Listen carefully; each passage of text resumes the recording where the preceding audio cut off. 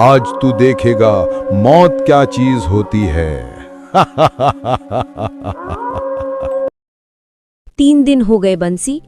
हरिया और सोहन तीनों गए थे जड़ी बूटी लेने। किसी का अता पता नहीं बाबा। अब तो लगता है जंगल सच में राक्षस जिन के सवालों में फंस गया है। हाँ बेटी, कहा जाता है जो उस जंगल की तरफ जाता है हवा भी उसका नाम नहीं लेती। वो राक्षस जिन पूछता है सच क्या है, और जो झूठ बोल देता है वो हवा में मिल जाता है। बाबा, मैं जाऊंगा उस जंगल में। आपकी दवा खत्म हो गई है। अगर मैं नहीं गया तो आप कैसे जिएंगे? ना बेटा, वहां मौत का साया है। वो राक्षस जिन इंसान का नाम लेकर उसकी आत्मा पकड़ लेता है। कहते हैं उसकी आंखें अंधेरे जैसी हैं, जो एक बार देख ले उसे कभी सवेरा नहीं दिखता। बाबा, मैं किसी राक्षस जिन से नहीं डरता। अगर मुझे आपके लिए जान भी देनी पड़े तो मैं जान भी दे दूंगा, मगर मैं जड़ी बूटी लेकर ही लौटूंगा, चाहे जो हो जाए। राजू ये कहकर जंगल की तरफ चल पड़ता है और जंगल पहुंचते ही राजू डर के कारण कांपने लगता है। ये रास्ता तो आसान लगता था, मगर अंदर आते ही अंधेरा बढ़ गया। ये कैसा जंगल है जहां दिन में भी रात जैसी छाई है। राजू की आवाज सुनते ही जंगल के अंदर हलचल सी होने लगी। अजीब अजीब सी आवाज गूंजने लगी। कौन है जो मेरे सन्नाटे को तोड़ने आया है? कौन है जो मरने को तैयार है?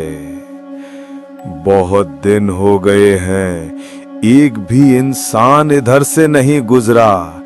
आज जाकर ये मौका हाथ लगा है।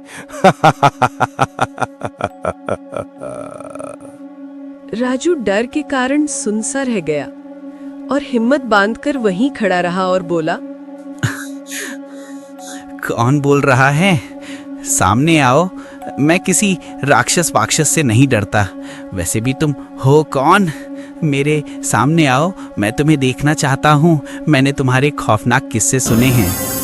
राजू की ये बात सुनते ही राक्षस जिन को गुस्सा आ जाता है और राजू से कहता है, मैं वो हूं जिससे मौत भी डरती है। आज तेरी मौत तुझे मेरे पास ले आई है। नादान प्राणी, तुझे अपनी जवानी पर तरस नहीं आया? आज से तेरा खेल खत्म। आज तू देखेगा मौत क्या चीज होती है।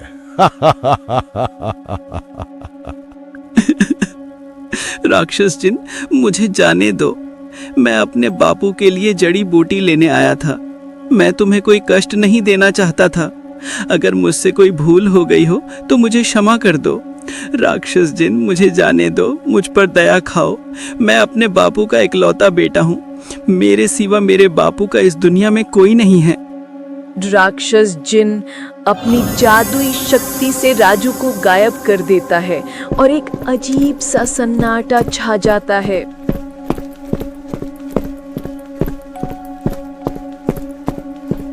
सुबह सुबह राजू के बाबा राजू को ढूंढने निकले। किसी ने मेरे राजू को देखा है क्या? वो कल जंगल गया था, लौटकर नहीं आया। मुझे चिंता खाए जा रही है। मेरा बेटा किसी परेशानी में तो नहीं फंस गया? अगर उसे कुछ हो गया तो मैं भी अपनी जान दे दूंगा। भोलाराम की बात सुनकर गांव के सभी लोग चुपचाप खड़े थे। भोलाराम अब समझ चुका था उसका बेटा अब इस दुनिया में नहीं रहा। भोलाराम रोते हुए राजा के महल जा पहुंचा। महाराज, महाराज, मैं बर्बाद हो गया। मेरे बेटे को उस राक्षस जिन ने मार डाला।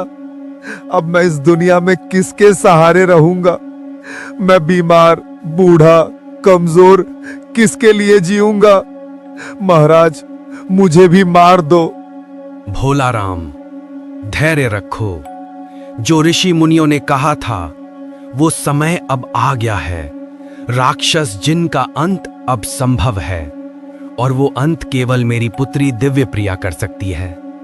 राजा साहब राजकुमारी दिव्या के पास जाते हैं और कहते हैं, बेटी दिव्या प्रिया, अब वक्त आ गया है। वो राक्षस जिन जिसने हमारे राज्य के सैकड़ों लोगों की जान ली है, उसका अंत करना होगा, वरना हमारे राज्य के सभी लोग धीरे धीरे मारे जाएंगे। दिव्या प्रिय बेटी, तुम एक शक्तिशाली कन्या हो। तुम्हारे हाथों ही राक्षस जिन का अंत निश्चय है। पिताश्री, मैं आपको वचन देती हूँ, मैं उस राक्षस जिन को अपनी शक्तियों से जलाकर भस्म कर दूंगी। उसका खौफ अब खत्म होकर ही रहेगा। उसने बेकसूरों को सताया है। मैं आपकी पुत्री हूँ और इस राज्य की रक्षा करना भी मेरा कर्तव्य है। पिताश्री, आप मुझे आशीर्वाद दो, मैं उस राक्षस जिन को मारने में सफल रहूं। राजकुमारी दिव्या प्रिया रहस्यमयी जंगल की तरफ जाने लगती है।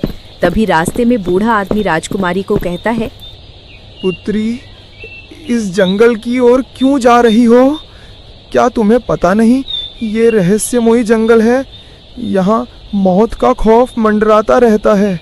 क्या किसी ने तुम्हें रोका नहीं? बाबा, मुझे इस जंगल के हर रहस्य का ज्ञान है। मैं अपनी इच्छा से यहाँ आई हूँ। मैं इस जंगल के रहस्य को जानना चाहती हूँ, इसीलिए मैं यहाँ आई हूँ। ए नादान लड़की, क्या तुम्हें अपनी जान प्यारी नहीं बेटी? तुम सब जानती हो, फिर भी जाना चाहती हो। क्या वजह है? क्या कोई खास वजह है जो मैं नहीं जानता हूँ? मैं इस राज्य की रानी दिव्या प्रिया हूँ। मुझे मेरे पिताश्री ने भेजा है राक्षस जिन को नष्ट करने के लिए। मैं वचन देकर आई हूँ, उस दानव को आज मैं भस्म कर दूंगी। क्षमा करना राजकुमारी दिव्या प्रिया, अब मैं पहचान गया हूँ आप कौन हैं। आपकी आंखों से जो प्रकाश निकल रहा है वो दिव्य है। आपको यहाँ आना ही था, ये प्राकृतिक नीति है। मैं वर्षों से आपका इंतजार कर रहा था। धन्य हो प्रभु, धन्य। आओ, मैं आपको उस स्थान तक ले चलता हूँ जहाँ राक्षस जिन का निवास है। बूढ़ा आदमी राजकुमारी दिव्या प्रिया को लेकर राक्षस जिन के पास पहुँच जाता है। कौन है जो मेरे अंधेरे को तोड़ना चाहता है? आपकी मौत आई है। कौन आया है मेरे विनाश के द्वार पर? राक्षस जिन, मैं तेरे अंत का कारण बनकर आई हूँ। आज तेरे घमंड की जड़ें जलाकर राख कर दूंगी। तूने कई निर्दोषों की जानें ली हैं। आज तेरा अंत निश्चित है। कितनी कमजोर है इंसान की औलाद। मुझे मिटाने आई है तू। आज तक ऐसा कोई प्राणी पैदा नहीं हुआ जो मुझे टक्कर दे सके। मैं अंधकार हूँ। राजकुमारी दिव्या प्रिया अपनी शक्तियों को एकजुट करने के लिए मंत्र पढ़ने लगी। मंत्र पढ़ते ही हवा में एक अग्नि का गोला प्रकट हुआ। नहीं नहीं, बचाओ बचाओ, ऐसा नहीं हो सकता। मेरी शक्तियां कमजोर नहीं पड़ सकती। मैं एक इंसान के हाथों नहीं मारा जा सकता। आ आ आ जंगल के अंदर एक अद्भुत रोशनी फैलती है और गांव के लोग जो गायब हो गए थे वो भी अपने शरीर के साथ जीवित हो गए। अरे वाह, मैं तो जीवित हो गया। मुझे दोबारा से जन्म मिल गया। अब से राक्षस जिन का भय खत्म हो गया। क्या ये बहुत शक्तिशाली सुंदरी है? इस सुंदरी ने मेरी जान बचाई है। ये कितनी सुंदर है, हो बहू मेरे ख्वाबों की राजकुमारी की तरह। कहानी ने एक और नया मोड़ लिया। रानी दिव्या प्रिया ने राजू को देखा और देखती ही रह गई। राजू ने रानी दिव्या प्रिया को देखा और अपना हृदय दे बैठा और मन ही मन में सोचने लगा, मैं कहाँ एक गरीब लड़का, कहाँ महलों की रानी। इसका और मेरा कोई मेल नहीं। महाराज को मेरी बातों का पता चल गया तो वो मुझे दीवार में चिनवा देंगे। ना बाबा ना, मैं ऐसा कुछ भी नहीं होने दूंगा।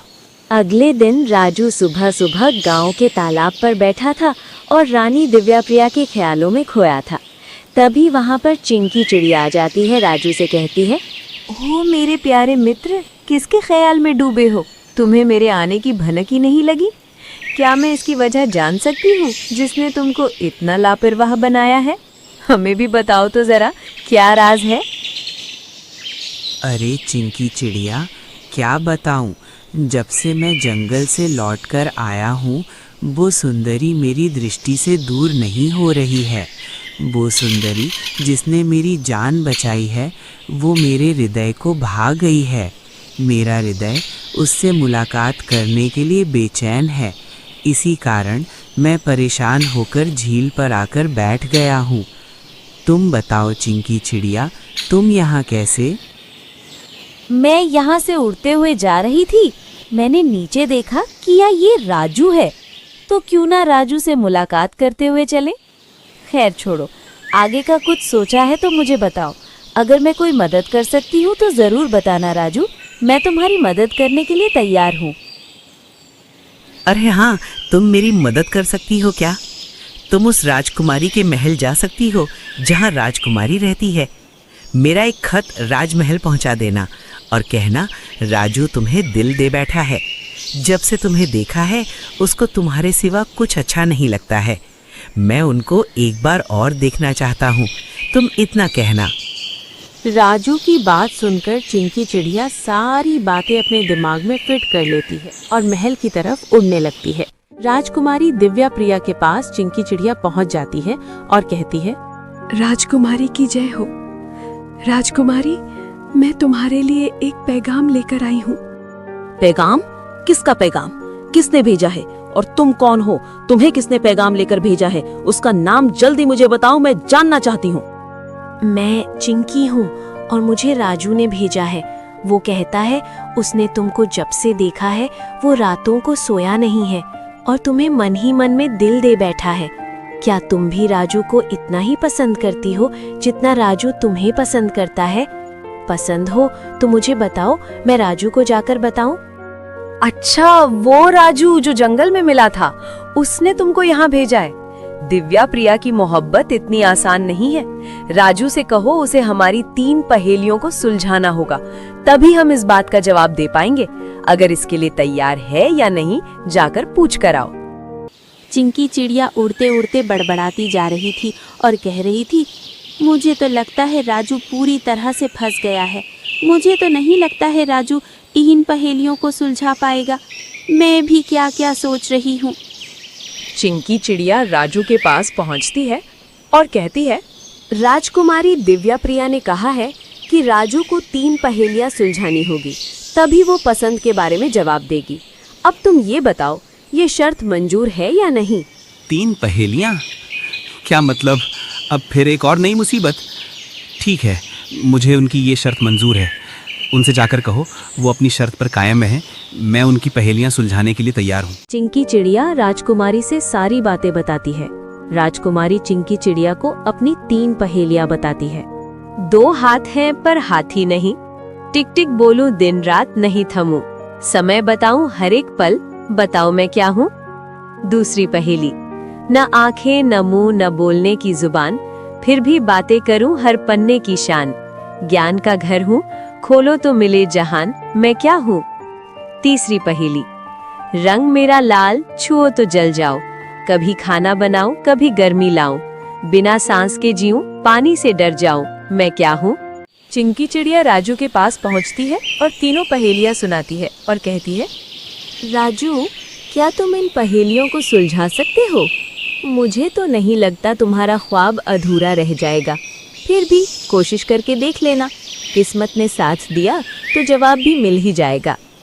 चिंकी, क्या तुमको नहीं पता, मेरे बाबा पहेलियों को आसानी से बता सकते हैं।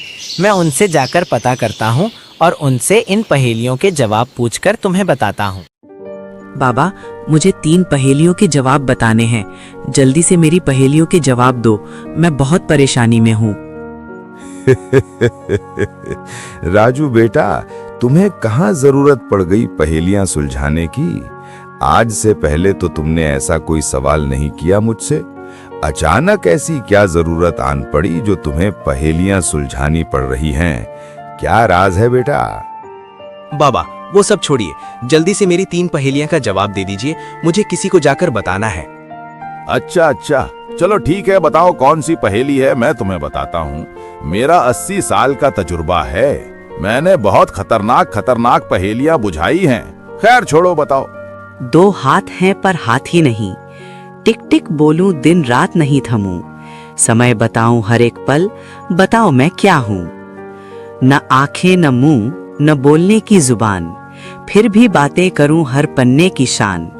ज्ञान का घर हूं, खोलो तो मिले जहान, बताओ मैं क्या हूं। तीसरी पहेली, रंग मेरा लाल, छुओ तो जल जाओ, कभी खाना बनाऊं कभी गर्मी लाऊं, बिना सांस के जीऊं पानी से डर जाऊं, बताओ क्या हूं मैं। पहले पहेली का जवाब राजू बेटा, जो टिक टिक चलती है वो घड़ी है जो हमें दिन में सही टाइम बताती है। राजू बेटा, दूसरी पहेली का जवाब है बिना मुंह के बोलने वाली किताब होती है बेटा, जो बिना बोले ही सब कुछ कह देती है।